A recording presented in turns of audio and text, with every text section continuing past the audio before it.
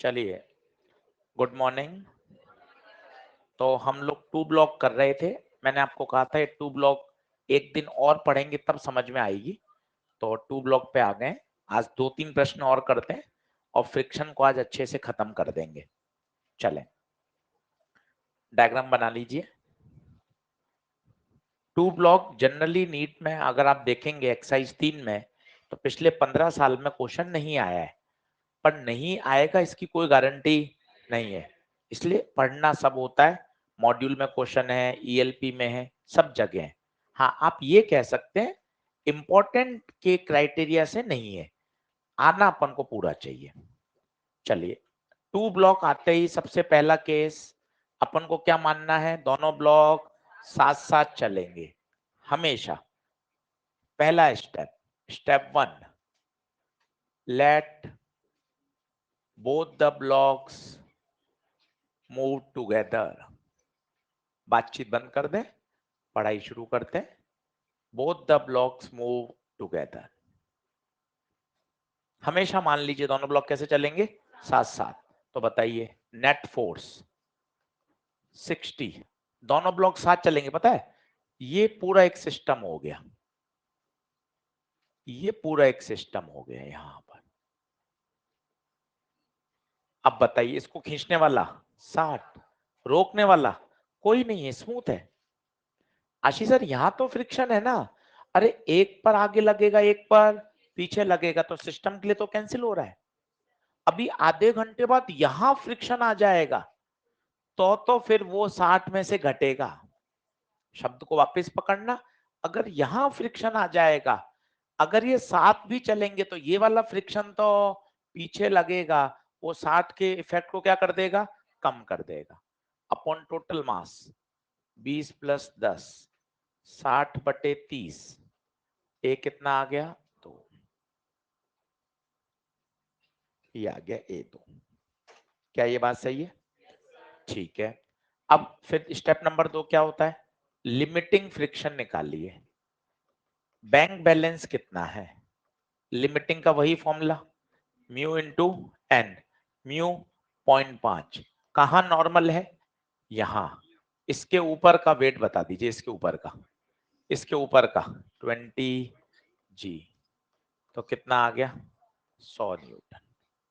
ये दो स्टेप तो फिक्स हैं, ये दो स्टेप फिक्स हैं। अगला सवाल करेंगे, फिर 2 सवाल करेंगे, धीरे धीरे स्टेप दिमाग में सेट हो जाएंगे। Let both the blocks move together, उसके बाद लिमिटिंग फ्रिक्शन। अब बताइए तीसरा स्टेप काम का है, किसकी एफबीडी बनाने की कोशिश करें, किसकी एफबीडी, क्यों, क्योंकि वही तो मेन है। 20 किलो तो आराम से चल सकता है, 60 न्यूटन तो लग रहा है, तो हमेशा किसकी बनानी चाहिए, जिस पे बल नहीं है। किस पे नहीं है, 10 पर। अब आशीष सर 10 पे फ्रिक्शन कहां लगेगा, ये डिबेटेबल है। आप इसको दो तरीके से समझ सकते हैं, जो आपको अच्छा लगे। पहला जो आसान तरीका है वो सुनो, पूरा सिस्टम आगे जा रहा है, बिल्कुल सरल सरल शब्दों में बोलिएगा, पूरा सिस्टम कहां जा रहा है, आगे। वन वर्ड क्वेश्चन चल रहे हैं, एक शब्द में उत्तर देना है। पूरा सिस्टम कहां जा रहा है, दोनों ब्लॉक कहां जा रहे हैं, 10 किलो कहां जा रहा है। सोचिए, अगर 10 किलो आगे है तो उस पर बल भी, उस पर कोई बल तो है ही नहीं, तो वास्तव में बल कौन सा है, फ्रिक्शन। 4 वन वर्ड के उत्तर देने पड़ेंगे, 4 वन वर्ड के उत्तर दिए, एक शब्द में आंसर आ जाएगा। पहला प्रश्न, पूरा सिस्टम आगे, 10 किलो 20 किलो दोनों, 20 किलो का आगे चलना स्वाभाविक है क्योंकि बल लग रहा है 60 न्यूटन। 10 किलो क्यों चल रहा है, फ्रिक्शन। कहां चल रहा है, आगे, फ्रिक्शन कहां। 5 बार अगर आपने एक शब्द के उत्तर दे दिए, आपको फ्रिक्शन की डायरेक्शन क्लियर हो जाएगी। ये फ्रिक्शन कितने से चलना है, इसको बताइए, 2 से। कितने से चलना है, 2 से। अब बोलिए 10 किलो के ब्लॉक को, 10 केजी के ब्लॉक को कितने से चलना है, 2 मीटर पर सेकंड स्क्वायर से चलना है। तो बताइए required force, required force F बराबर ma, मास 10 A2, इसको 20 न्यूटन की फोर्स की आवश्यकता है। बताइए अवेलेबल कितना है? अवेलेबल 100। शॉपिंग पे जाइए, सामान खरीदने के लिए चाहिए 20, वॉलेट में पैसा 100। यस, सब काम होगा और both the blocks move together. खत्म। जैसे जैसे आप प्रैक्टिस करते जाओगे ये 1 मिनट के अंदर सॉल्व होता जाएगा। Yes, both block move together. कौन दोनों का कॉमन एक्सीलरेशन 2। फ्रिक्शन का प्रकार बताइए। Static friction. फ्रिक्शन कौन सा? स्टैटिक। कितना लगेगा, 20 या 100? 20। ये भी कितना अच्छा है। सामान खरीदने के लिए 20 रुपए आवश्यकता है, तो भाई 20 रुपए खर्च करोगे, 100 का नोट थोड़ा दे के आ जाओगे। यहाँ पे 10 kg का क्या नहीं लेंगे? नहीं, 10 kg का नॉर्मल नहीं लेंगे ना, अभी बताते हैं। ये mg नीचे लगता है, ये n ऊपर, तो इस लाइन के ऊपर जहां फ्रिक्शन चाहिए वहां पर वेट कितना है? n बराबर mg। ये 10 kg है, ये 20 kg है। कहां पर फ्रिक्शन है? इधर फ्रिक्शन है, इधर फ्रिक्शन है।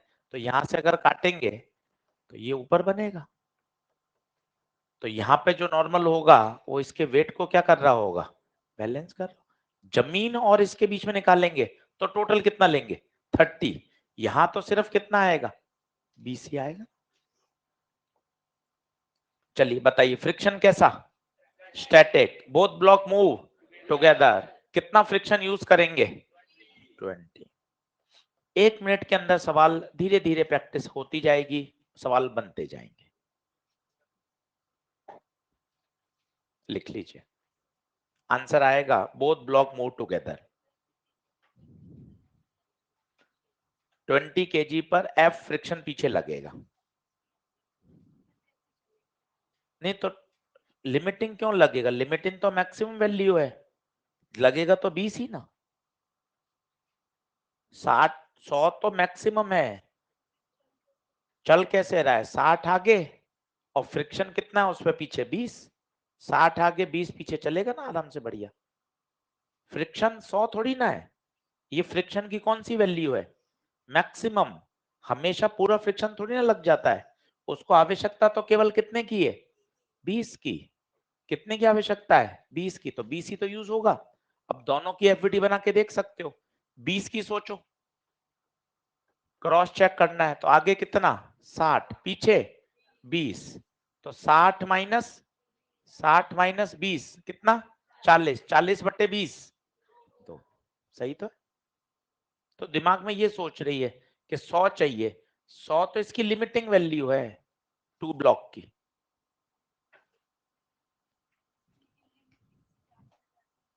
वो एक ब्लॉक के केस में चलता है जो तूने रट लिया है, वो एक ब्लॉक थोड़ी ना, यहाँ पे 2 ब्लॉक है। वो पुरानी बात याद आ रही है तुझे कि एक अलमारी रखी हुई है उसमें लिमिटिंग 500 है, तो आपने तो सिखाया था लिमिटिंग से ज्यादा लगाते हैं तब चलता है। वो एक ब्लॉक की बात थी, यहाँ 2 ब्लॉक है। सही है। अभी 2 सवाल और करेगी तो क्लियर हो जाएगा। बढ़े क्या आगे? तो 2 ब्लॉक में सबसे पहला स्टेप क्या होगा? मानना दोनों ब्लॉक साथ साथ चले। चलिए अगला प्रश्न लिखते हैं, फिर थोड़ी देर बाद वापस 2 ब्लॉक करेंगे। आज 4-5 प्रश्न करेंगे, धीरे धीरे अंडरस्टैंडिंग क्लियर हो जाएगी। लिखिए, जल्दी नोट करिए फटाफट।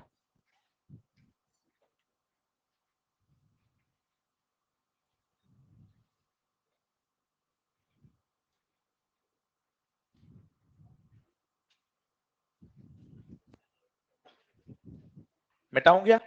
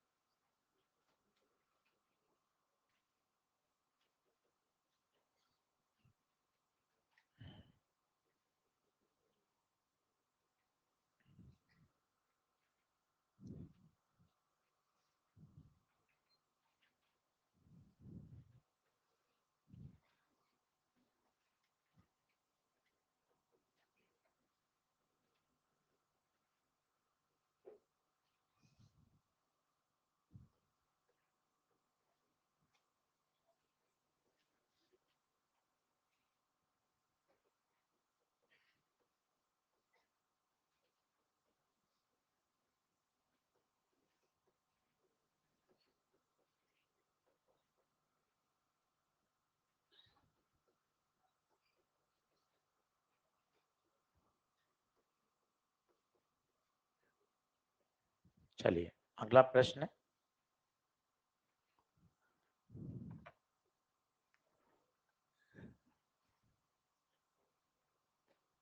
सवाल बढ़िया है। हो क्या रहा है, सिचुएशन को समझिए। दिखने में डरावने होते हैं, एफबीडी सही बना ली, फंडे सही लगा ली, हो जाएगा। सोचो क्या होगा, ये रस्सी पे बल लगाएगा, बोले तो टेंशन, ये tension tension tension tension tension होता हो यहाँ आ जाएगा। वो टेंशन इस ब्लॉक से कहाँ लगेगा, अवे। सोचो वो टेंशन इस ब्लॉक को आगे खींचेगा। बस आपसे यही पूछा गया है कितना कितना फोर्स लगाएं ताकि block just on the verge of sliding हो जाए, just on the verge of sliding हो जाए।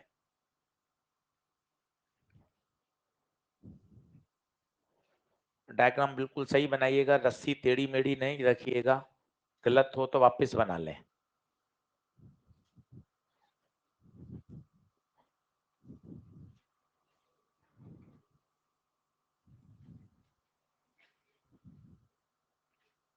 करें, कोई अटेम्प्ट कर रहा हो तो 2 मिनट रुक रहा हूं, एक बार आप अटेम्प्ट कर लें। मुझे बताना है रस्सी में कितना टेंशन हो, कितना फोर्स आदमी लगाए। एफवीडी बनाने की कोशिश करिए, सिचुएशन खूब बन सकती है, पर आपने अगर सही सही चीजों को समझने चालू कर दिया तो हो जाएगा।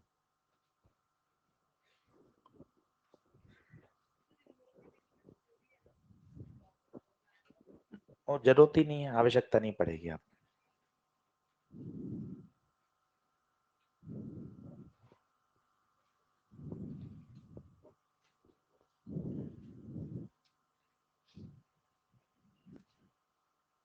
सही एफवीडी बना लो तो काम हो जाएगा।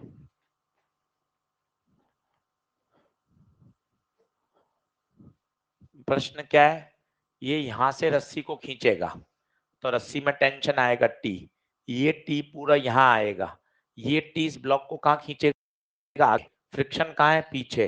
वो याद करिए, on the verge of sliding, driving force limiting के बराबर होना।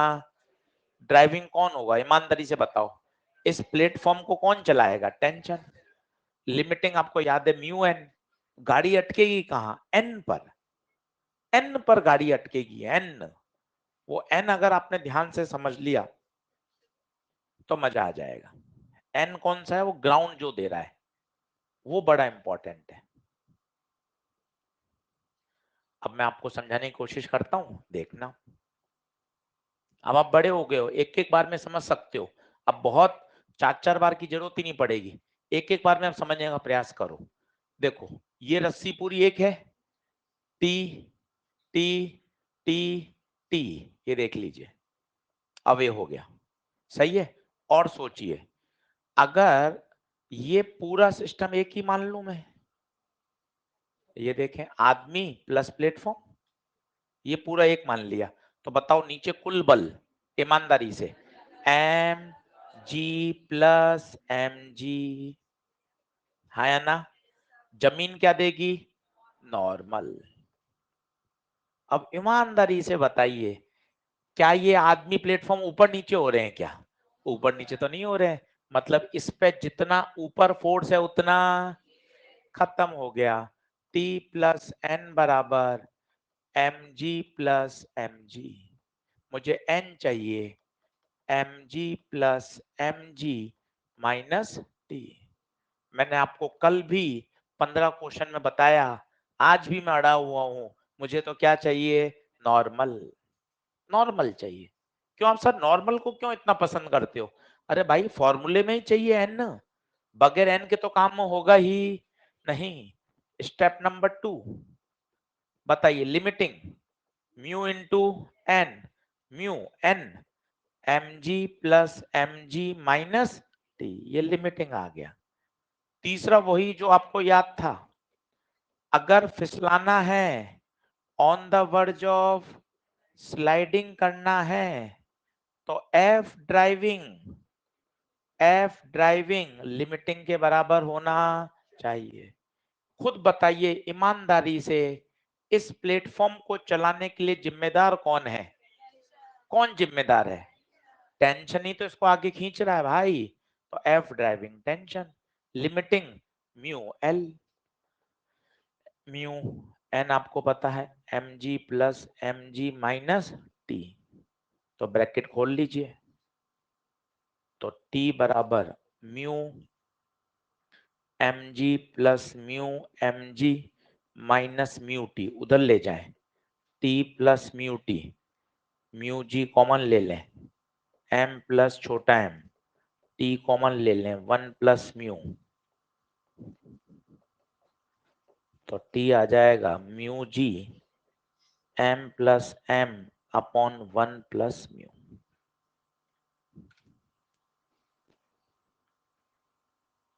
बढ़िया सवाल है, काम का, कठिन कुछ भी नहीं है। आप धीरे धीरे सोचेंगे, आप थोड़े से बड़े हो जाएंगे तो आप डायरेक्ट ये लिख पाएंगे, डायरेक्ट लिख पाएंगे कि हाँ सर ये पूरा ये सिस्टम तो ऊपर नीचे जा नहीं रहा, तो ऊपर की तरफ T, ऊपर की तरफ N, ये दोनों इसके टोटल वेट से क्या होने चाहिए, बैलेंस।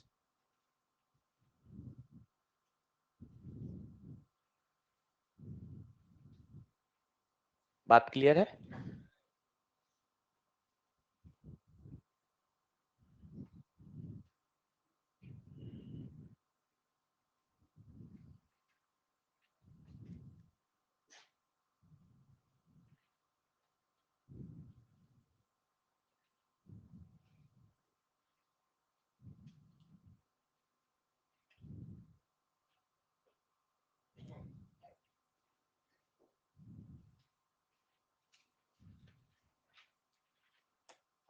बढ़ो आगे, जल्दी लिख लो।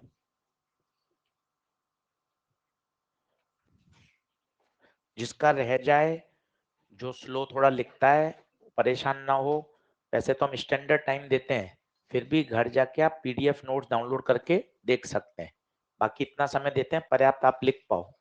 ज्यादा धीरे लिखते हैं उनके लिए है कि भाई घर पे जाके आप इसको वापस कवर कर सकते हैं। चलिए अगले सवाल की तरफ बढ़े।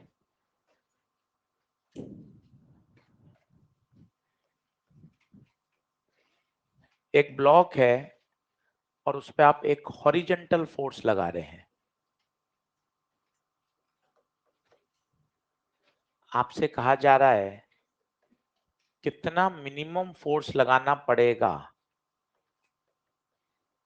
To just slide up. Horizontal force है, कल जो आपने लगाया था वो अलोंग द इंक्लाइन था, हॉरिजेंटल फोर्स लगा रहे हैं।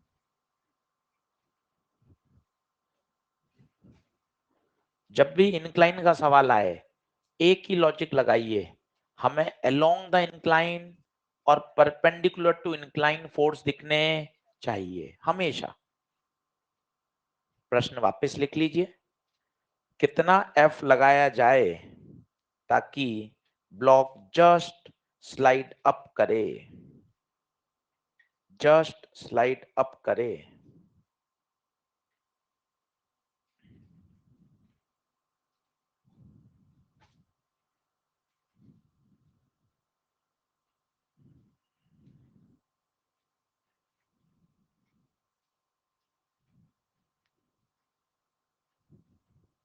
कंपोनेंट करिए, काटा कूटा चलने दीजिए। दिमाग में एक ही बात याद रखिए कि भाई अगर हमें फोर्स चाहिए, इंक्लाइन प्लेन पे बात हो रही है, हमेशा दो डिजायर्ड डायरेक्शन होती है, along the plane, perpendicular to the plane.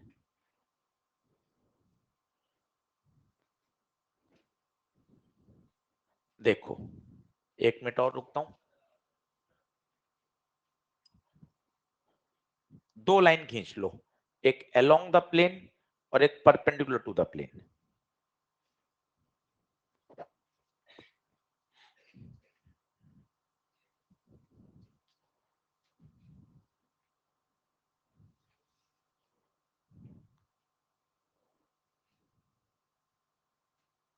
Forces बनाओ, बैठना कभी उत्तर नहीं देगा। mg साइन जो आपको पता है वो बना लो, नॉर्मल बनाओ, mg कॉस बनाओ, जो आपको रटे हुए हैं वो तो बनाओ। फिर एक नया फोर्स आया है F, उसके बारे में विचार कर लेंगे। तरीका यही है।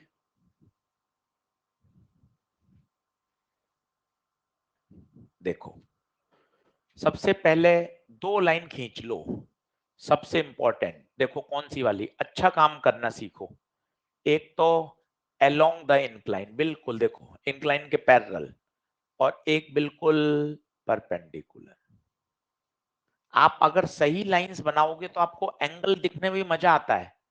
ये पहली लाइन का बनाई इंक्लाइन के पैरेलल, और वो दूसरी एग्जैक्ट परपेंडिकुलर। अब आप खुद देखो, ये थीटा है हॉरिजेंटल के साथ, तो ये भी हॉरिजेंटल फोर्स ही था, तो ये वाला एंगल कितना होगा, थीटा। अब खत्म हो गया, एफ का थीटा से चिपका हुआ, एफ कॉस थीटा। दूसरा खुद बताइए कहां आएगा, नीचे, एफ साइन थीटा। रिजल्टेंट हमेशा दोनों के बीच में आता है, ये देख लीजिए। बस ये एफ आ गया। पुराने जो आपको रटे हुए हैं पिछले 150 सवाल के, इधर कौन था, एम जी साइन थीटा, ऊपर नॉर्मल, नीचे एम जी कॉस। ये पुरानी लगभग 150 सवाल 160 सवाल की मेहनत, बस हो गया। स्टेप 1 वही, सबसे पहले क्या निकालो, नॉर्मल। हर फ्रिक्शन में सबसे पहला स्टेप नॉर्मल ही होता है। ब्लॉक ऊपर नीचे जा रहा है, परपेंडिकुलर तो जा नहीं रहा, तो एन किसको बैलेंस करेगा, इन दोनों को, F sine theta plus M G cos theta. Step number 2, limiting friction बोलिए, mu into N, mu N F sine theta plus M G cos theta. तो ये लिमिटिंग फ्रिक्शन आ गया। अब बताइए क्या लिखा है, just slide up. Just slide up मतलब समझते हैं, बस खिसकना शुरू करे, एक्सिलरेट नहीं करे, खिसकना शुरू करे। हमेशा ड्राइविंग फोर्स पहचानो, क्वेश्चन करते जाओगे, ड्राइविंग फोर्स पे पकड़ बढ़ती जाएगी। ड्राइविंग फोर्स पहचानो, एफ कॉस थीटा। क्या कंडीशन होती है, ड्राइविंग फोर्स एफ लिमिटिंग के बराबर करते, छोटा होगा तो नहीं चलता, बड़ा होता है तो एक्सिलरेट करता है, बराबर होता है तो जस्ट फिसलने के लिए तैयार। बताइए ड्राइविंग कौन है, F cos theta, F L mu bracket में F sine theta plus M G cos theta. तो F cos theta mu F sine theta, किधर, अच्छा बहुत बढ़िया, बिल्कुल सही। पीछे भी तो है, आगे एफ कॉस है और पीछे एम साइन है, तो नेट कितना बचेगा, F cos minus M G. बिल्कुल ठीक बात, पीछे की तरफ एम जी साइन भी तो है, वो इसको कम करेगा, बिल्कुल ठीक बात है। अब ब्रैकेट खोल लीजिए, एफ निकाल लीजिए,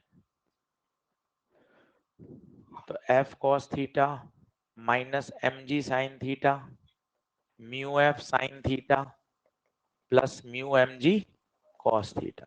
एफ वाली टर्म को उधर ले जाओ, तो F cos theta minus mu F sine theta, इसको वहां ले जाओ, mu M G cos theta plus M G sine theta.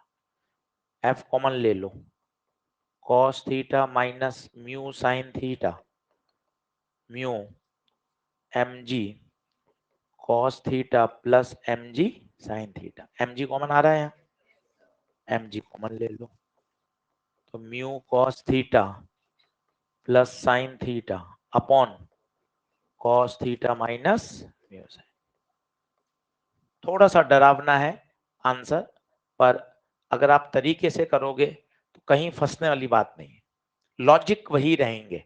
Physics में यही खासियत है, वही स्टेप, नॉर्मल निकालना, फ्रिक्शन निकालना और ड्राइविंग फोर्स पहचानो। यहाँ ड्राइविंग फोर्स कौन है, एफ कॉस आगे खींच रहा है, एम जी साइन इसका अपोज कर रहा है।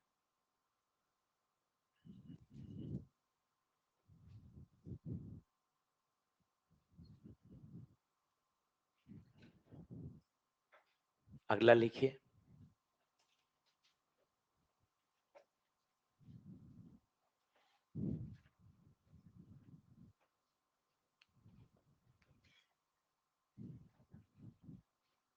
बराबर है। पेपर बन गया है, एनालिम फ्रिक्शन 50 क्वेश्चन आएंगे। WP हम कल से शुरू कर देंगे। 3 दिन बढ़िया रिवाइज करिए अच्छे तरीके से, शानदार। अगला प्रश्न लिखें।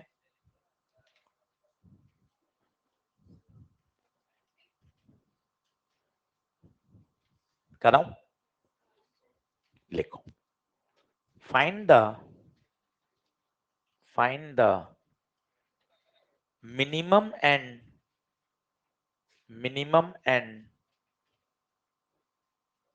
maximum value of find minimum and maximum value of छोटा m so that system remain at rest,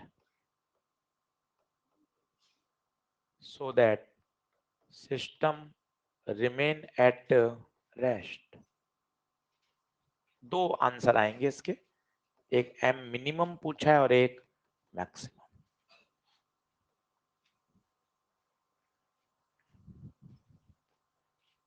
अब पता है, रेस्ट देखते ही ना एक थोड़ी सी खुशी मिलती है कि अगर मैंने सही फोर्सेस बना दिए तो फिर मुझे उसको बैलेंस ही करना है।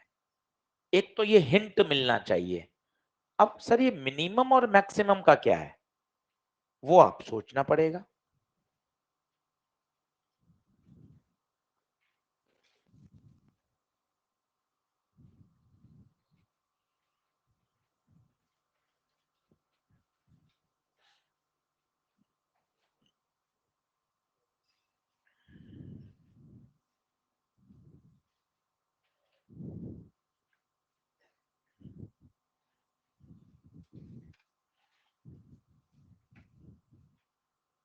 मिनिमम और मैक्सिमम, सर ये क्या नाटक है, दो आंसर कैसे हैं?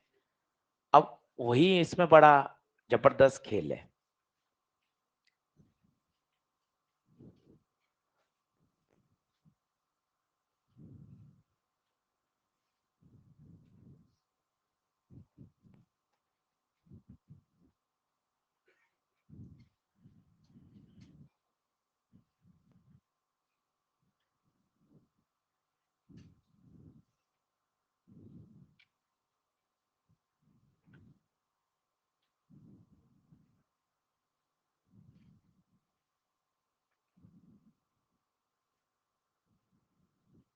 है देखो, अपने आप हिंट मिलेगा। सोचो ये m अगर मैक्सिमम हो, मैक्सिमम का मतलब खुद ही समझ में आ रहा है। अच्छा, इसकी वैल्यू ज्यादा हो, अधिकतम हो, बहुत बड़ी हो, इसका मतलब ये कहां जाएगा, नीचे। सोच, इसके नीचे जाने की टेंडेंसी होगी तो ये ऊपर जाएगा, इस पे फ्रिक्शन पीछे लगेगा। ये फ्रिक्शन ही नाटक है। वापस देखो, फ्रिक्शन की वजह से ही सवाल दमदार है। अब सुनना, उल्टा सुनना, उल्टा सुनना क्या कहना चाहते हैं। अब क्या हो रहा है, ये ब्लॉक, अब सुनो, शब्द ऐसे बोलो जैसे मैं बोल रहा हूं। ये मिनिमम होता मतलब छोटा होता, छोटा होता मतलब हल्का होता, हल्का मतलब इसकी वैल्यू कम होती। तो बताइए ये डोमिनेट करता तो ये कहां जाता, नीचे जाने की कोशिश करता, तो फ्रिक्शन ऊपर लगता। बस यही इस सवाल की खासियत है, इसलिए बढ़िया सवाल है। दोनों को फील करिए ना कि यार फ्रिक्शन कैसे बदल गया। बाकी भाई सब वही रहेंगे, देखना नीचे एम जी, इधर टी, इधर टी, यहां तेरे रटा हुआ है एम जी साइन, यहां तेरे रटा हुआ है एम जी कॉस, यहां रटा हुआ है एन, यहां रटा हुआ है टी, टी एम जी, यहां एम जी साइन थीटा, यहां एम जी कॉस थीटा यहाँ n। बस फ्रिक्शन ही इसमें खेल है, चैप्टर का नाम ही फ्रिक्शन है। आइए इस बात को एक बार जल्दी से सुन ले। ये मैक्सिमम होता, मैक्सिमम होता मतलब बड़ा होता, बड़ा होता मतलब इसकी वैल्यू ज्यादा होती, डोमिनेट करता, तो ये नीचे जाने का प्रयास करता, ये इसको ऊपर खिसकाता। अगर ये ऊपर जाएगा तो इसमें फ्रिक्शन कहाँ लगेगा? पीछे। बस अब खत्म। अब करना क्या है? अब तो मुझे रोक के रखना है। बताओ टी किसको बैलेंस करेगा ईमानदारी से? T, T, T M G, बड़ा एम है ध्यान रखना, M G sine theta plus F. T किसके बराबर है? टी, टी यहां से देखो, टी, टी है एम मैक्स इंटू जी बराबर M G sine theta. Friction बताइए, रटा हुआ है म्यू इंटू एन, एन किसको बैलेंस कर रहा है? M G cos. तो M max G, M G sine theta, बड़ा एम अच्छे से बनाइएगा, mu M G cos theta, G G G कटा, एम मैक्स, एम कॉमन ले लें, sine theta plus mu cos.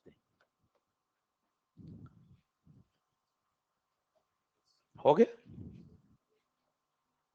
ये देखिए, ये देखिए, अब ये भी इक्विलिब्रियम है। वो कह रहा है सिस्टम रेस्ट में है, तो आप तुरंत बता सकते हैं अच्छा रेस्ट में, एक इक्वेशन तो यहां से बनाओ, टी बराबर एम जी। ठीक है सर, एक इसकी बना लो। बताओ ऊपर कौन? टी, ऊपर कौन? एफ, और नीचे कौन? M G sine theta. F को वहां ले जाओ, M G sine theta minus F, T, T की जगह M minimum G, M G sine theta, friction की जगह म्यू एन, जी जी जी कटा, एम मिनिमम, एम कॉमन ले लें, साइन थीटा माइनस म्यू।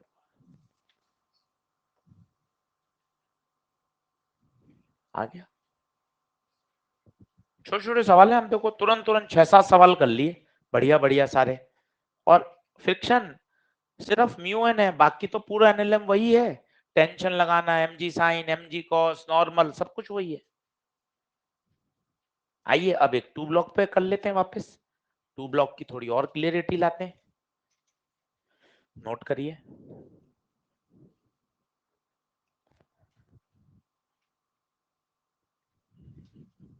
आज होमवर्क फिक्स कर लीजिए, क्या कैसे करना है वो मैं आपको लिख के दे देता हूँ। 3 दिन का होमवर्क फिक्स कर लें और फटाफट फटाफट इसको करके आ जाए।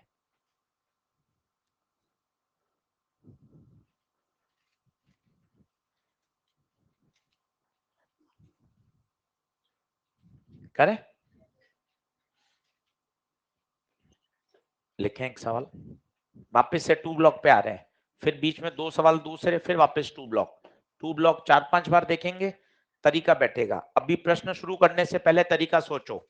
पहला, पहला स्टेप, माना दोनों ब्लॉक साथ साथ चलेंगे, रिकॉल करते हैं, माना दोनों ब्लॉक साथ साथ चलेंगे। दूसरा स्टॉप, दूसरा स्टेप कॉमन एक्सेलेरेशन निकालेंगे। तीसरा स्टेप लिमिटिंग फ्रिक्शन निकालेंगे। चौथा स्टेप जिस पे बल नहीं लग रहा है उसकी एफईडी बनाने की कोशिश करेंगे, वहां से देखेंगे उसको चलने के लिए कितने फोर्स की आवश्यकता है, और वो आवश्यकता दे कौन रहा है? फ्रिक्शन। अगर मेरे वॉलेट में इतने पैसे होंगे तो मेरा काम हो जाएगा, ज्यादा चाहिए होंगे तो साथ साथ नहीं चलेंगे। बिल्कुल क्लियर है, 3-4 बार होगा एकदम स्मूथ हो जाओगे। अगला लिखिए, calculate the, calculate the acceleration of, acceleration of each block, each block in the following situation।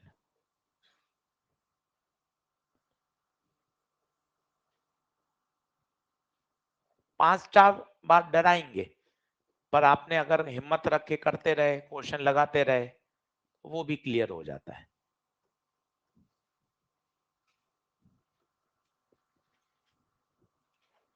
नीचे स्मूथ है।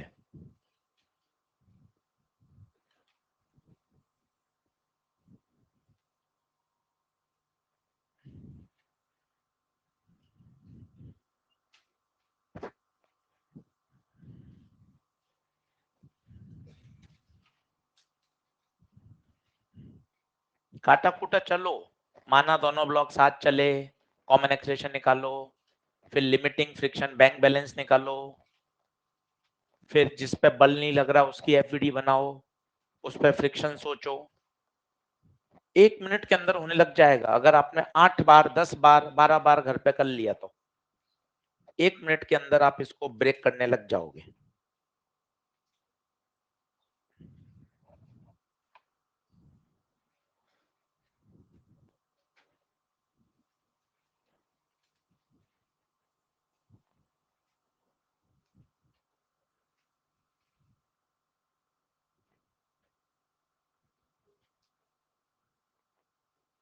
माना साथ साथ चल रहे हैं, कॉमन एक्सीलरेशन 300/50 कितना आया 6। एक एक स्टेप देखते जाओ कि हाँ सर मैं ये मजबूत हो गया, मैंने ये समझना सीख लिया।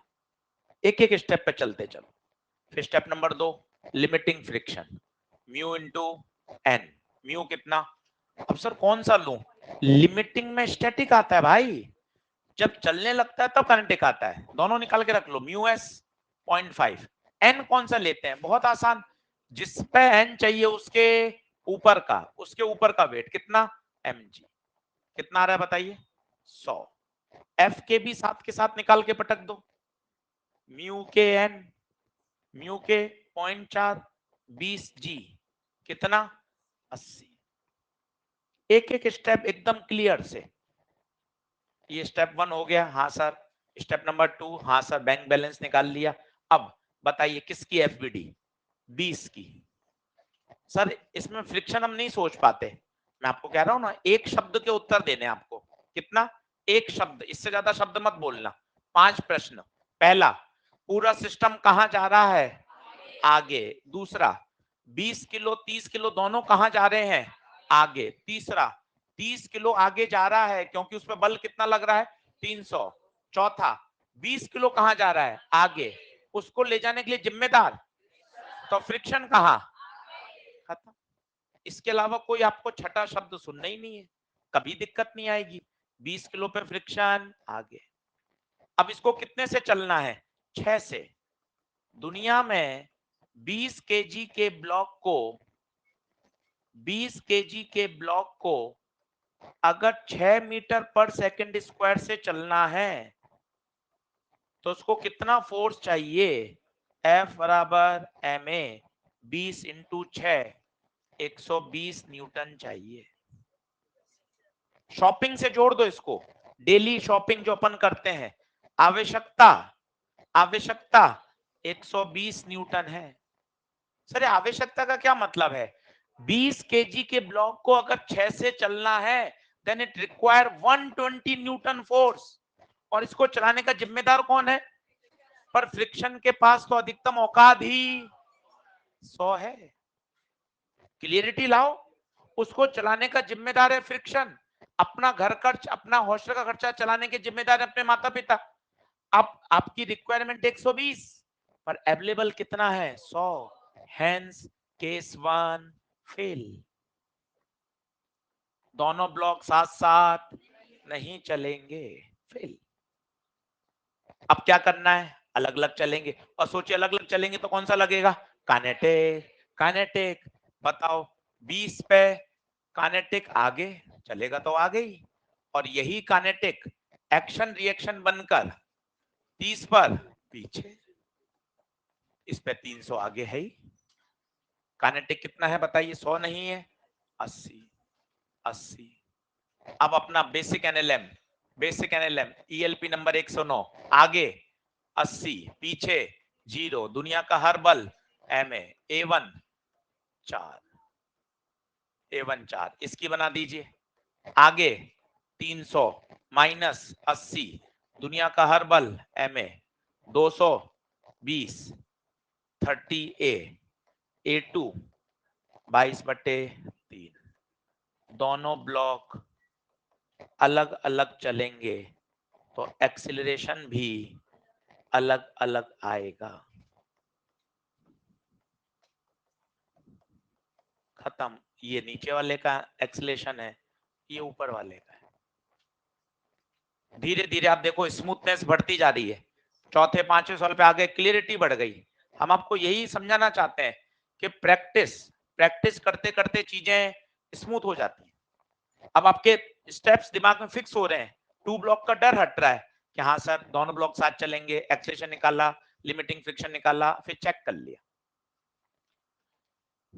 चलो इसको रोकते हैं, अब 15 मिनट बाद वापस आएंगे, बीच में 2-3 सवाल कर लेते हैं। एक बार एंगल ऑफ रिपोज फिर से समझाता हूं, लिखिए, फिर एंगल ऑफ रिपोज पे 2-3 सवाल करके देखते हैं। आज एक बार फ्रिक्शन को बढ़िया कर लीजिए, अच्छे से खूब सारे क्वेश्चन कराएं आपको, ताकि एक एक बात बढ़िया एकदम अंडरस्टैंडिंग के साथ क्लियर हो जाए।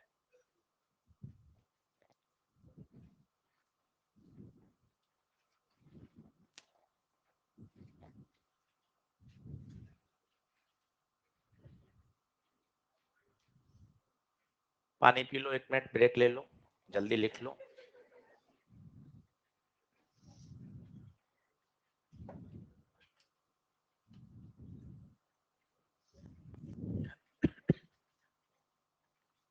दोनों ब्लॉक कैसे चलेंगे?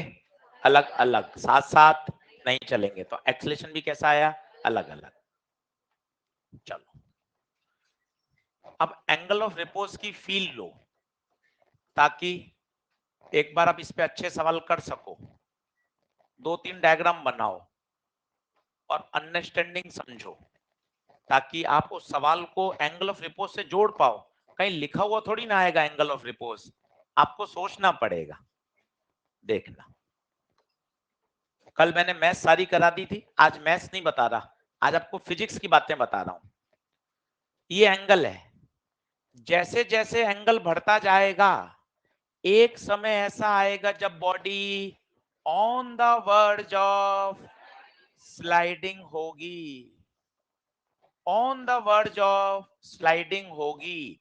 बेटा on the verge of sliding होती है तो हमेशा कौन सा फ्रिक्शन लगता है? लिमिटिंग। अब आप बड़े हो चुके हो, चौथा दिन है आज फ्रिक्शन पे, क्लियर याद करो।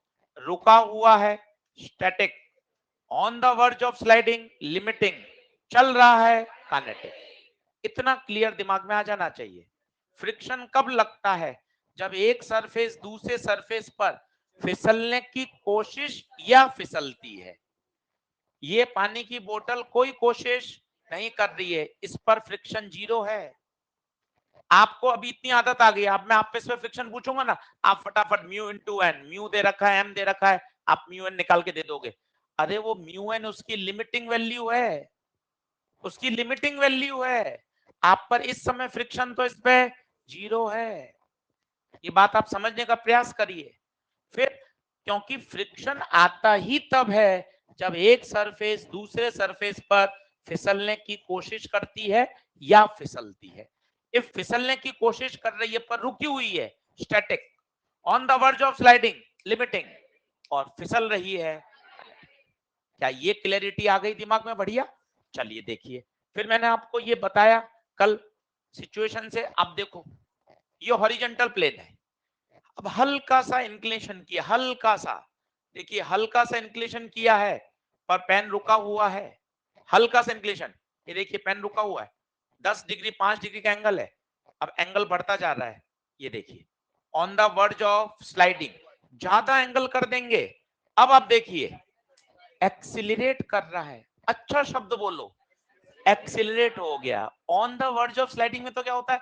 फिसलने के लिए तैयार, उसका भी एक्सीलरेशन नहीं हुआ। क्या बात क्लियर है? आइए, अगर एंगल एंगल ऑफ रिपोज से छोटा है, बताइए ईमानदारी से, ब्लॉक रेस्ट में बना रहेगा। अगर एंगल एंगल ऑफ रिपोज के बराबर हो गया तो body on the verge of sliding, M G sine theta कहां? नीचे। इक्वेशन बोलो, M G sine theta not equal to F L. Sir ये बराबर कैसे कर देते हो? On the verge of sliding की शर्त याद करो, ड्राइविंग फोर्स बराबर लिमिटिंग, ड्राइविंग कौन? mg sin theta. एफएल का फॉर्मूला बोलो, म्यू एन, और अच्छा बोलो म्यू एस एन, और अच्छा म्यू एस एन होगा ना, लिमिटिंग में तो स्टैटिक आता है। सॉल्व करेंगे, कल मैंने करा रखा है, मैथ्स छोड़ दीजिए, सीधा बताइए tan थीटा बराबर म्यू, म्यू नहीं और अच्छा बोलो म्यू एस, तो थीटा नॉट बराबर tan वर्स म्यू एस, याद करिए। और आशीष सर अगर ज्यादा एंगल हो गया तो बेटा वो फटाफट धमाधम क्या करेगी? एक्सिलरेट। और इंक्लाइन पर एक्सिलेशन का फॉर्मूला मैंने आपको कल बताया था 2 बार, जी sine theta minus mu G cos theta, याद करिए। 3 सिचुएशन एकदम दिमाग में सेट हो तो मजा है। रेस्ट में है, बता रेस्ट में फ्रिक्शन कितना लगेगा? 2 बार बताया था। यहां mg साइन है, पता है फ्रिक्शन भी mg साइन होगा, 2 बार ऑल इंडिया में आया हुआ है। अगर इंक्लाइन पर रेस्ट में है तो friction mg sine theta, mu N मत लगा देना। रेस्ट में है, अलमारी पे आपने 15 लगाया, अलमारी 15 लगा देती है और रुकी रहती है। कल वाले में ही देख लो, ये सिर्फ आप पे समझा है, उसी में और अच्छा कर सकते हो, एस लगा दो, दोनों नहीं दे रखे तो बराबर होते हैं, और अगर है तो म्यू एस आएगा। कल वाली बात और क्लियर करी। अब एंगल ऑफ रिपोज आप बोल सकते हो, समझा सकते हो, किसी को फील दिला सकते हो कि इंक्लाइन अगर कम है तो बॉडी रुकी हुई रहेगी, जैसे जैसे इंक्लाइन बढ़ेगा एक समय ऐसा आएगा जब body on the verge of sliding होगी, उस पर्टिकुलर एंगल को क्या बोलेंगे? Angle of repose. उससे ज्यादा एंगल कर देंगे आशीष सर तो क्या होगा? बॉडी एक्सीलरेट करेगी।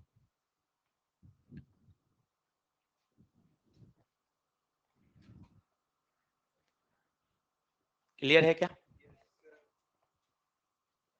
याद करो, सीधा काम आएगा, एंगल ऑफ रिपोज सीधा tan इनवर्स म्यू एस, वो कहेगा इस पर बॉडी एक्स स्लाइड होना शुरू कर देती है, इसका मतलब है एंगल ऑफ रिपोज होगा। एंगल ऑफ रिपोज से ज्यादा हो जाएगा तो बॉडी फिसल कर एक्सीलरेट होती कहां जाएगी? नीचे। अब अगला सवाल सुनिएगा आप, उसमें कहीं एंगल ऑफ रिपोज का नाम नहीं है, पर एंगल ऑफ रिपोज से सोचना पड़ता है, वो उन सवालों की खासियत है। इसलिए मैंने आपको ये वाली बात फिर समझाई ताकि दिमाग में आपके बात सेटल हो बढ़िया तरीके से।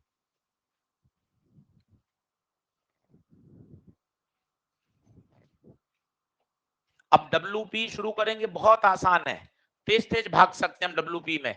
एनएलएम फ्रिक्शन में बेस बन गया बढ़िया, 150 160 सवाल कर लिए कॉपी कॉपी में। अब WP centre of mass, momentum, collision, यहाँ बढ़िया तैयारी होगी। WP की ELP आ गई होंगी, बिल्कुल साथ साथ ऐसे निपटाएंगे जैसा एनएलएम फ्रिक्शन की निपटाई है। चलिए लिख लिया था क्या? आओ अब एक क्वेश्चन देखना, ये जेई मेन में आया, अब इसमें कहीं उसने नाम नहीं लिया, पर वही आपको सोचना था। एक आदमी है, ये पहाड़ी पर भाग रहा है, आपसे पूछा है कितने एंगल तक ये भाग सकता है। एक जरा सोचिएगा, कितने एंगल तक ये ऊपर चढ़ सकता है? इमेजिन करिए, बगैर प्रश्न करे, यार ज्यादा एंगल पे चला गया तो फिसलता हुआ नीचे आ जाएगा। कितना बढ़िया प्रश्न है। एंगल ऑफ रिपोज सोचो, जैसे जैसे ये पहाड़ी पे ऊपर जाएगा, आप देखिए इसका एंगल बढ़ता जा रहा है, देखते जाओ, देखते जाइए, ये देखते जाइए, एंगल क्या होता जा रहा है? बढ़ता जा रहा है। कब तक ये मैक्सिमम जा सकता है? उत्तर है एंगल ऑफ रिपोज तक। एंगल ऑफ रिपोज से ज्यादा एंगल पे चला गया तो एक्सीलरेट करते हुए नीचे आ जाएगा। पूरे प्रश्न में कहीं एंगल ऑफ रिपोज का नाम नहीं लिया, पर आंसर 10 सेकंड का है। tan थीटा बराबर म्यू, tan थीटा बराबर म्यू, म्यू कितना? 3/4, और 3/4 कितने पर होता है? 37। लेट ये है 37 डिग्री, माना, बस इससे ऊपर नहीं जा पाएगा। सोचो क्यों? इससे ऊपर जाएगा तो एंगल बढ़ेगा, एंगल बढ़ेगा, फोटो देख पीछे वाली, पीछे एंगल बढ़ते ही वो तो खट कहां आएगा? नीचे आएगा। इससे कम एंगल 37 डिग्री से कम पर कोई दिक्कत नहीं है, 30 डिग्री, 15 डिग्री, 18 डिग्री पे तो कोई दिक्कत नहीं। आपके सामने इंक्लाइन का एंगल है, आपने 2 डिग्री किया, 3 डिग्री किया, रुका हुआ है, 18 डिग्री पे फिसलने को वो तैयार हो गया, 18 से ज्यादा ले गए तो क्या होगा? एक्सलेट करते हुए नीचे आए। तो उससे पूछा गया है कितने हॉरिजॉन्टल एंगल तक, कितने एलिवेशन तक वो ऊपर जा सकता है? बताइए कितना आंसर? 37 डिग्री तक जा सकता है। अच्छा सवाल है। इसी पे एक और अच्छा सवाल देखते हैं, नोट करिए। क्या इसमें आपको एंगल ऑफ रिपोज की फील आ रही है क्या? 2 मिनट शांति से सुनिए कि अगर सर वो 37 डिग्री से ज्यादा चला गया तो फिसल कर नीचे आ जाएगा। ये वास्तव में कौन होगा? ये 37 बताइए। यही तो है angle of repose. Angle of repose, ये एंगल ऑफ रिपोज।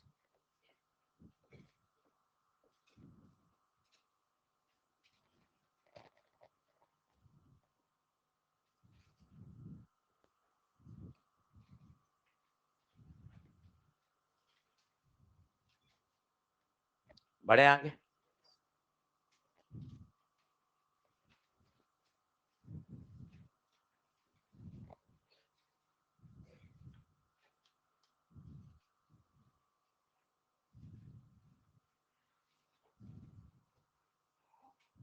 कल एक्सरसाइज 1 के डायग्राम वाले सवाल कराए थे, ऑलमोस्ट ज्यादा बच्चों ने डाउट पूछे भी नहीं क्योंकि सारे सवाल हो गए थे। फिर भी मैंने 4-5 सवाल जो थे वो बता दिए थे। जिन लोगों ने वीडियो नहीं देखा है वो देख लें, अवेलेबल है आपके पास स्मार्टफोन, नहीं है तो कोई परेशान होने की जरूरत नहीं है। हम लोग बैठे हैं, डाउट काउंटर पर हैं, सॉल्यूशन है, सब कुछ अवेलेबल है। वो तो केवल फायदा उठाना चाहते हैं कि वो ऐप अच्छा है, अकेडमी का इतना बढ़िया प्लेटफॉर्म है, उसमें वो रिकॉर्ड रहता है तो अपन उसको यूज करते रहते हैं। बाकी तो सब ऑफलाइन चल ही रहा है। हाइब्रिड टेक्नोलॉजी है, फायदा रहता है, एक साथ बच्चे घर बैठ के समझ लेते हैं, नहीं तो वही डिस्कशन क्लास के लिए इधर उधर 2 बार आना पड़े। एक बार घर बैठे आधा घंटे में सारे सवाल हो गए। चलिए बढ़े आगे। अब अगला और बढ़िया सवाल देखना आप, बढ़िया बढ़िया क्वेश्चंस करो, क्वेश्चन में मजा आता है। फिजिक्स में थ्योरी में तो कुछ है ही नहीं। अब आप देखो 4 दिन से क्वेश्चन क्वेश्चन में ही मजा आ रहा है। अब ये एक हेमिस्फेरिकल बाउल है, इसका म्यू कितना है? √3। ये म्यू √3। यहाँ एक इंसेक्ट, इसकी रेडियस है कटोरी की आर, ये कटोरी एक हेमिस्फेरिकल बाउल। यहां पर एक कीड़ा है या चींटी है, इंसेक्ट है। अब इस इंसेक्ट ने धीरे धीरे धीरे धीरे धीरे धीरे ऊपर चलना चालू किया। आपसे पूछा गया है कितनी मैक्सिमम हाइट तक ये ऊपर जा सकती है? महसूस करिए, बगैर प्रश्न करे। यार ज्यादा ऊपर चली गई ना तो फिसलते हुए नीचे आ जाएगी। खुद बताइए कौन से एंगल तक जा पाएगी? Angle of repose.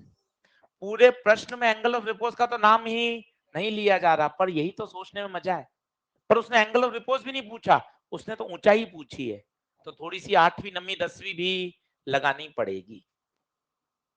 लगाइए, प्रश्न लिख लीजिए।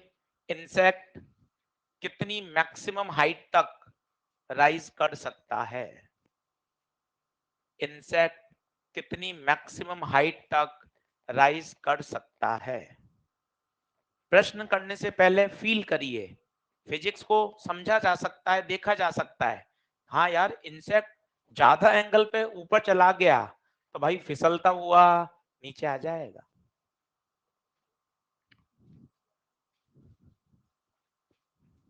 क्योंकि स्लोप लगातार बढ़ रहा है, उसका एंगल लगातार बढ़ रहा है हॉरिजॉन्टल के साथ।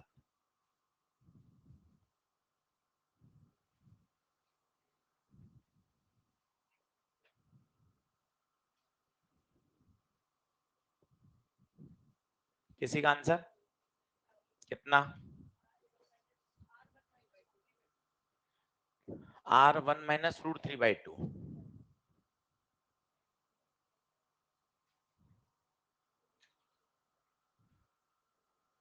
2 मिनट और लीजिए।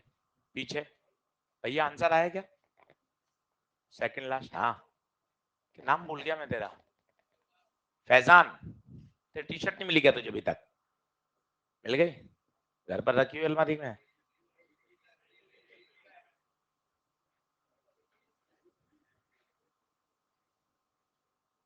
पीछे भैया, भैया मोबाइल नहीं, लाश भैया मोबाइल देख रहे हैं हमारे, तो मना कर उसको, मोबाइल देख रहा है,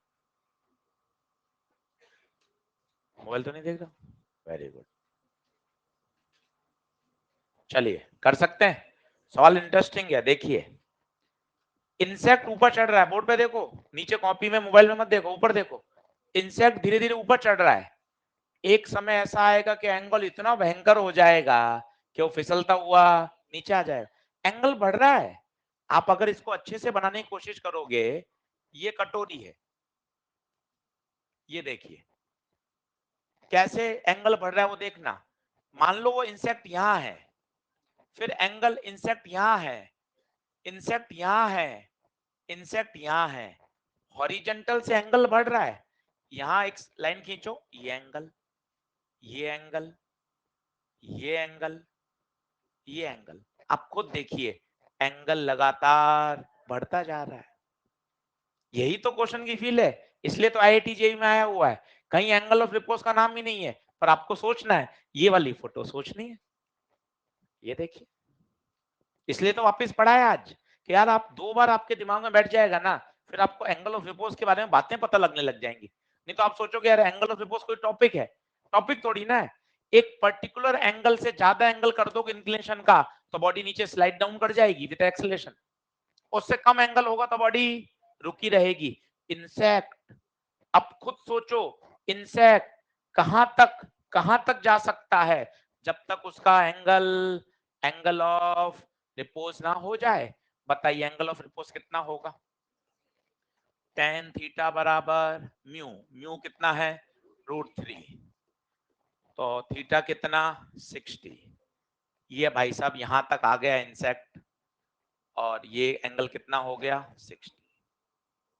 ये देखिए, अब ये हाइट निकालनी है। अब थोड़ी सी मैथ्स नमी 10वीं लगानी पड़ेगी, मैं आपको सिखा देता हूं, आप भी सोचिए। यहां से लेकर यहां तक की दूरी बताइए ईमानदारी से। ये आर, क्यों? सरकमफ्रेंस से सेंटर की तक की दूरी हमेशा आर। ये 60 है, ये बताइए, ये टेंजेंट थी, ये 90 है, क्योंकि टेंजेंट और रेडियस 90 पे होती है। 90 और 60 150, ये 30, ये 30। आर का 30 से चुपका हुआ आर कॉस 30, ये वाला आर साइन 30। हाँ या ना? देखिए, आर का आर कॉस 30, ये वाला आर साइन 30। क्या बात समझ में आ रही है क्या? ध्यान से सोचो। अब पर मुझे तो ये चाहिए नहीं थी, मुझे तो ये वाली ऊंचाई चाहिए थी। सोचो कैसे आएगी? सही करो, कोशिश करो। वापस एंगल, सर एंगल बताओ सर एक बार।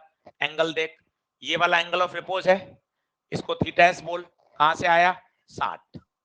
सर ये 90 कैसे लाए सर? मैं बताता हूँ ना। ये तो टेंजेंट है, और ये है तेरा रेडियस। रेडियस और टेंजेंट कितने पे होते हैं? 90 पर। स्ट्रेट लाइन पर बनने वाले एंगल का सम 180। 60 प्लस 90 150, 150 और 30 180।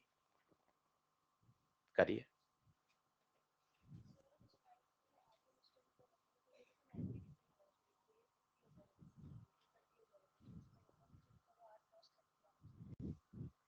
कौन सी लाइन को एक्शन कर देंगे?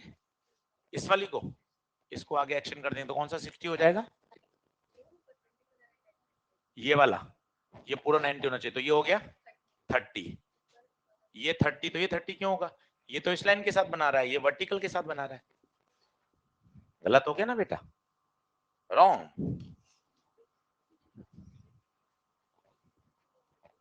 क्या बात समझ में आई क्या? अभी उत्तर थोड़ी ना आया प्यारे, वापस देख। ऊंचाई तो ये चाहिए थी। अब बताओ, यहां से लेकर यहां तक की दूरी आर, ये आर, ये आर। थोड़ा जूम कर लीजिए इसको और देखिए कि मुझे ये वाले एंगल समझ में आ रहे हैं क्या? देखो, देखो, देखो ये पूरा आर, ये कैसे आ रहा है, सेंटर से सरकमफ्रेंस आर, ये आर, आर का 30 से चिपका हुआ इधर वाला एंगल से चिपका हुआ ये वाला आर कॉस 30, ये वाला आर साइन 30, पूरा बता आर ये वाला, तो मुझे तो ऊंचाई चाहिए थी, यही तो ऊंचाई है, यही तो ऊंचाई है, बताओ कितनी है ऊंचाई, R minus R sine 30, R minus R sine 30। क्या बात समझ में आई? तो जो उत्तर दिया था वो गलत है, वो एंगल में गलती हो जाती है। 2-3 बच्चों ने आंसर जो दिया था √3/2, √3/2 में नहीं आएगा, क्यों, एंगल गलत हो जाता है। आइए एक बार एंगल समझ लेते हैं, उसको वापस से आ जाएगा क्लियर। चलो एंगल देखें सभी, जैसे ये था, फटाफट एंगल देखें, ये सेंटर, मान लो यहां इसने फिसलना चालू किया, टक, ये मिलाया, बताते जाना, ये कौन है, चिल्लाओ, टेंजेंट, ये कौन है, 9th क्लास, रेडियस और टेंजेंट 90 पर, ये 90, 90 और 60 150, बचा हुआ 30, ये लाइन आगे मिला दी, ये आर, आर का 30 से चिपका हुआ आर कॉस, ये वाला आर साइन, ये टोटल आर, तो ये ऊंचाई, ये वाली ऊंचाई आर माइनस आर साइन 30, कितना आएगा उत्तर, आर माइनस आर साइन 30। अच्छा सवाल था, आईआईटी में आया हुआ था, पर आराम से आप 1 मिनट के अंदर सॉल्व कर सकते हो। पर मजे की बात है इसमें कहीं भी उसने एंगल ऑफ रिपोज का नाम नहीं लिया, तो दोनों सवाल अच्छे हैं। पहले में था आदमी एक पहाड़ी पे चढ़ रहा है, बताओ कितना कितना कितना ऊपर जा सकता है जब तक उसका एंगल ऑफ रिपोज के बराबर ना हो जाए, उससे ज्यादा हो जाएगा तो वो फिसल जाए। बोलो क्लियर हुआ? आइए फिर से 2 ब्लॉक पे आइए, 2 ब्लॉक पर आइए, लिखें, अब खुद करना, खूब सवाल हो गए 2 ब्लॉक के, आज इसको बढ़िया फिनिश कर देते हैं, और आज होमवर्क लिखाऊंगा, उस होमवर्क को करके लाना है। लिखो, इन द गिवन सिचुएशन, अब ये खुद करना भाइयों, acceleration of the 40 kg block will be, acceleration of the 50 kg block will be, 40 kg block will be, acceleration of 40 kg block will be, वही सारे स्टेप,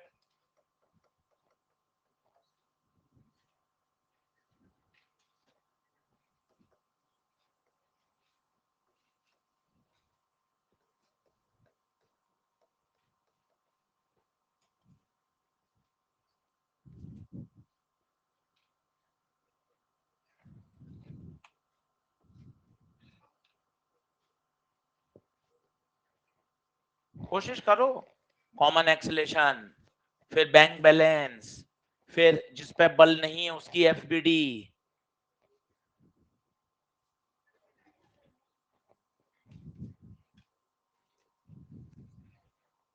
क्या स्लैब, तो इसका नाम है स्लैब, वो स्लैब नहीं है कुछ।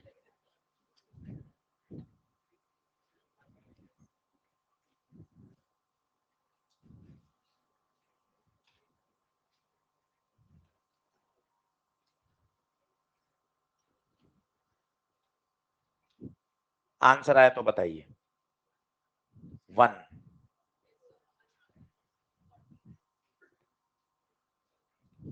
एक्सीलरेशन निकालना है दोनों ब्लॉक का या 40 kg ब्लॉक का।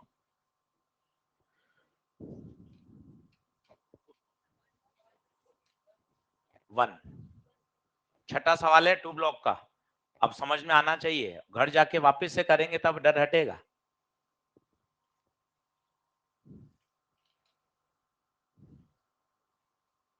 बिल्कुल सदैव स्टेप हैं, अभी मैं फिर समझाऊंगा, कॉमन एक्सीलरेशन निकालो उसको ओके कर दो, फिर लिमिटिंग फ्रिक्शन निकालो उसको ओके कर दो, काइनेटिक निकाल दो एक बार म्यू के लेकर, फिर चेक करो।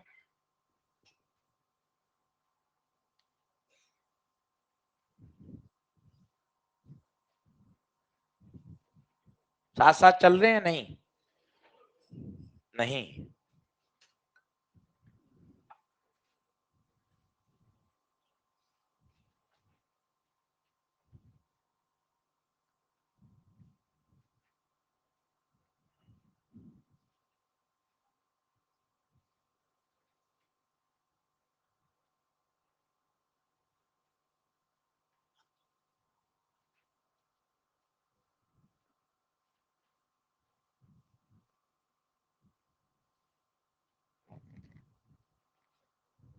करूं?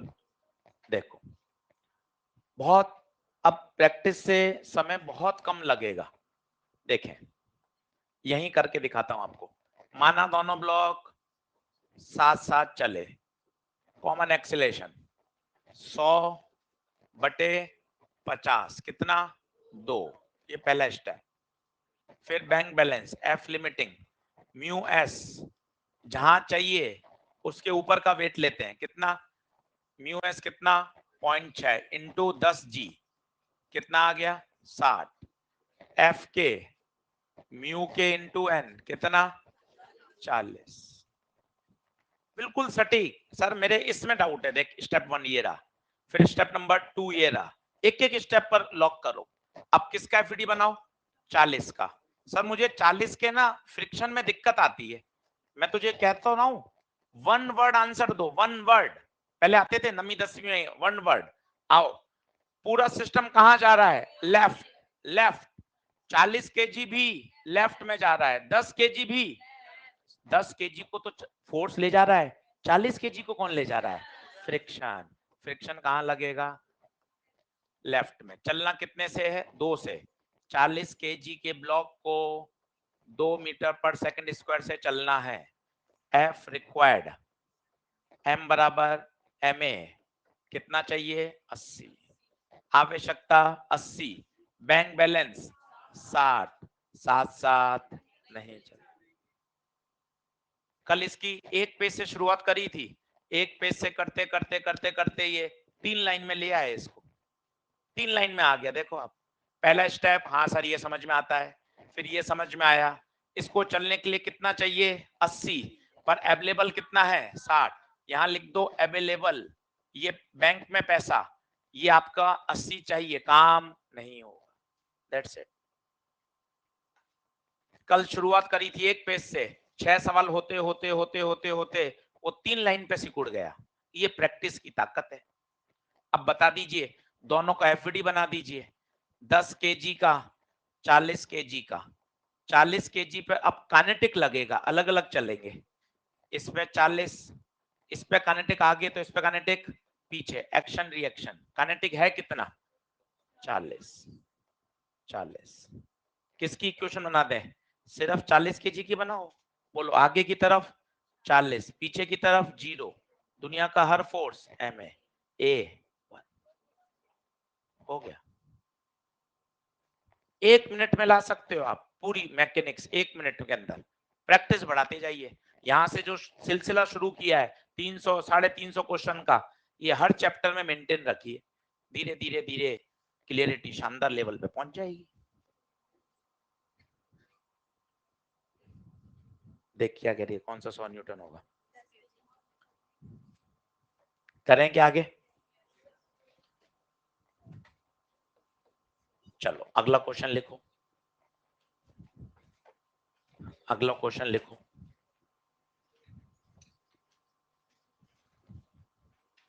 थोड़ा तेज बोलो, इतना मन में बोलेगा कैसे सुन पाएगा टीचर। 10 kg 6 से चलेगा, बिल्कुल सही। घबरा क्यों रहे, जब सही आ रहा है तो मन में क्यों बोल रहे। बढ़े आगे, चलो अगला लिखेंगे जल्दी से। A block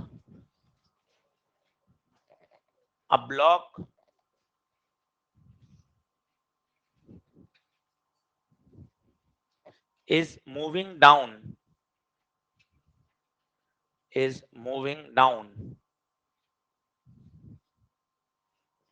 on a rough inclined plane,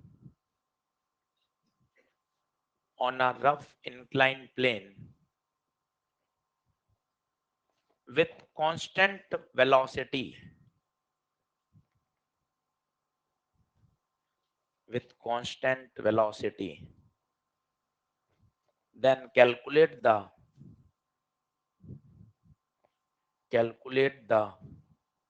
coefficient of kinetic friction,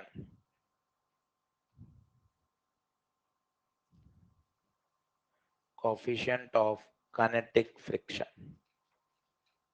diagram बनाइए, खुद सॉल्व करिए, सब कुछ आता है आपको। रफ इंक्लाइन प्लेन बनाना है, नीचे की तरफ ब्लॉक आ रहा है विथ कांस्टेंट वेलोसिटी,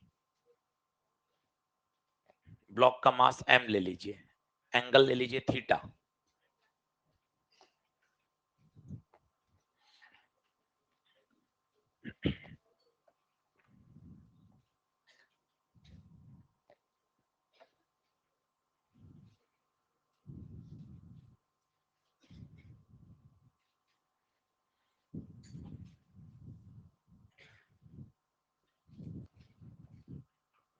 डायग्राम बना के करिए, बढ़िया।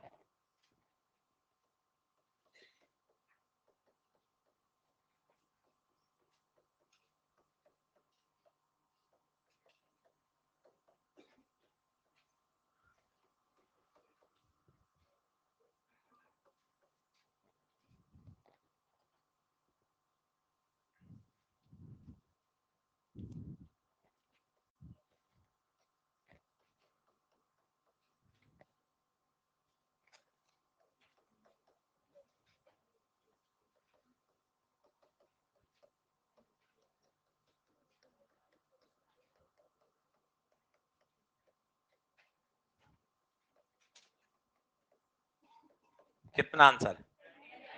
tan थीटा, कुछ भी तो नहीं है, आराम से कर सकते हैं।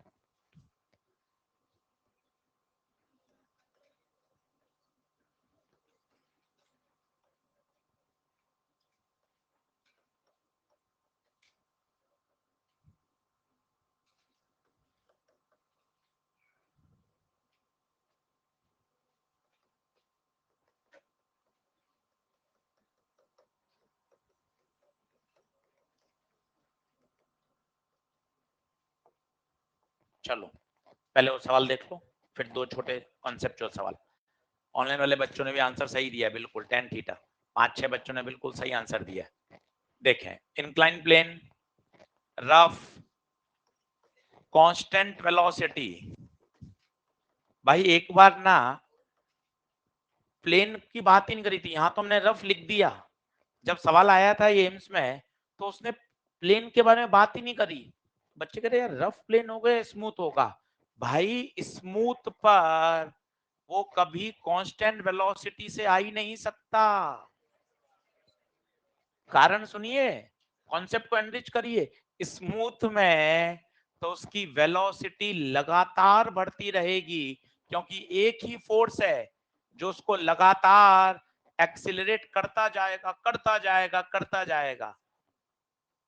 स्मूथ प्लेन पर कभी एक्सीलरेशन जीरो होता ही नहीं है, और जब एक्सीलरेशन है तो उसकी वेलोसिटी लगातार बढ़ेगी। तो जो बच्चे ऐसा सोचते हैं कि सर इसके बारे में तो दे ही नहीं रखा, भाई स्मूथ प्लेन पर वो कभी कांस्टेंट वेलोसिटी से चल ही नहीं पाएगा।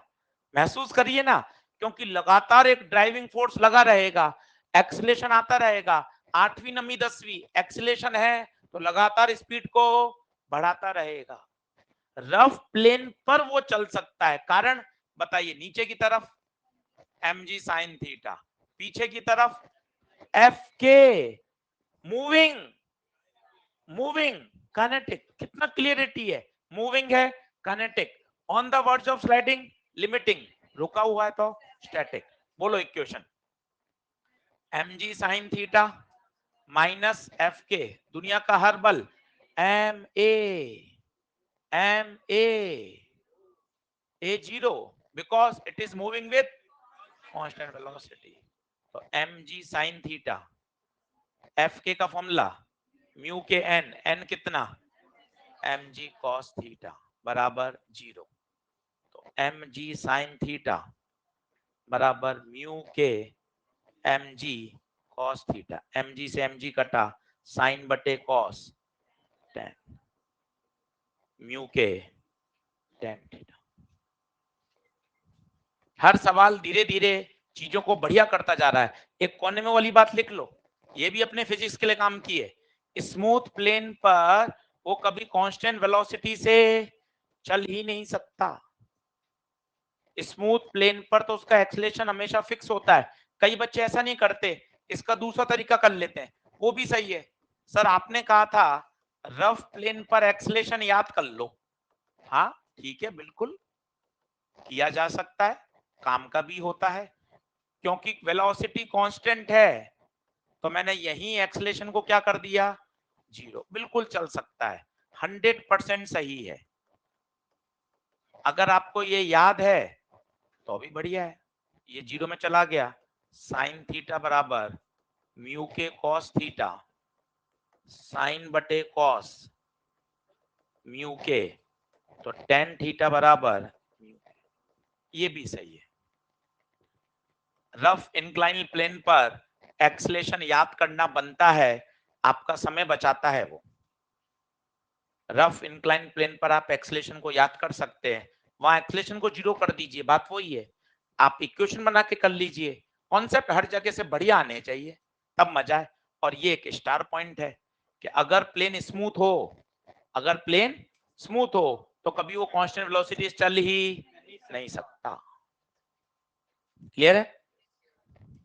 बढ़े आगे, फटाफट आ जाओ। आज का होमवर्क लिख लो, ELP 11, ELP 12 कल कराऊंगा क्लास में, पूरी अटेम्प्ट करके आना। फंसो तो ही सॉल्यूशन देखना, और सारे हो जाएं तो सॉल्यूशन देखने की जरूरत ही नहीं है। अगर किसी में फंस जाओ तो उसके सॉल्यूशन देखो, और सारे हो गए तो बहुत ही बढ़िया। ELP 11, ELP 12, WP की ELP तभी शुरू करेंगे जब अपना पूरा ELP का मॉड्यूल का काम बढ़िया हो जाए। चलिए अगले दो छोटे प्रश्न, अगले दो छोटे प्रश्न।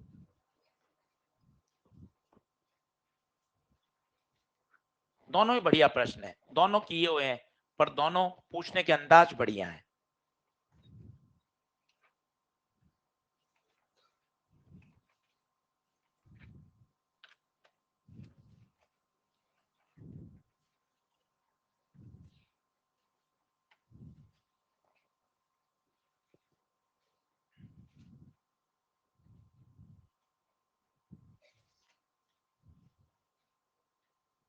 अब देखो कितना मस्त है, लिख लो पहले।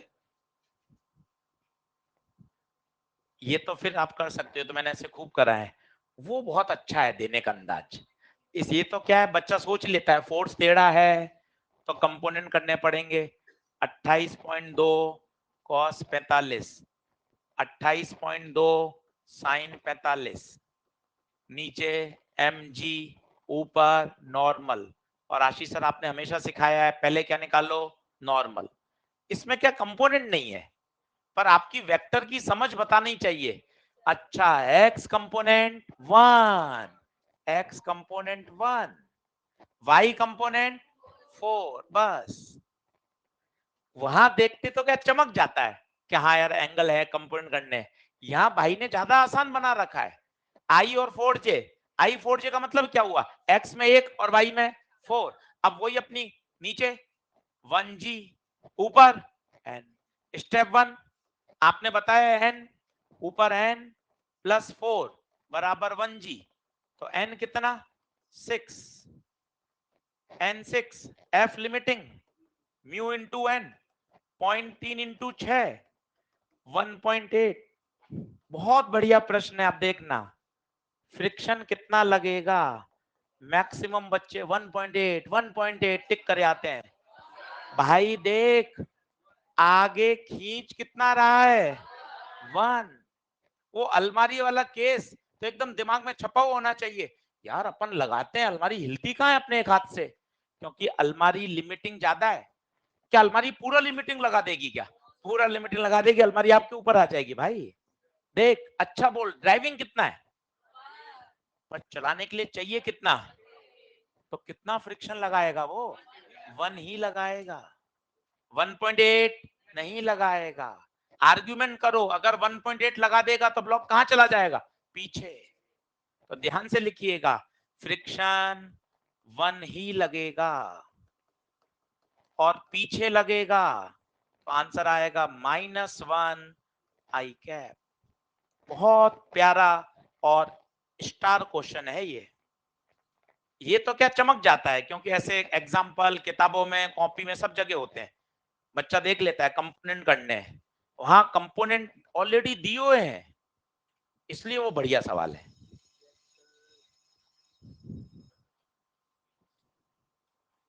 बोलिए, अगला दूसरा करके बताइए, उसमें कितना आंसर, कितना cos 45 1.414 √2 होता है, ध्यान रखना, पूरा सॉल्व होगा, इसलिए वो 28.2 दिया है, √2 की वैल्यू डालना 1.414।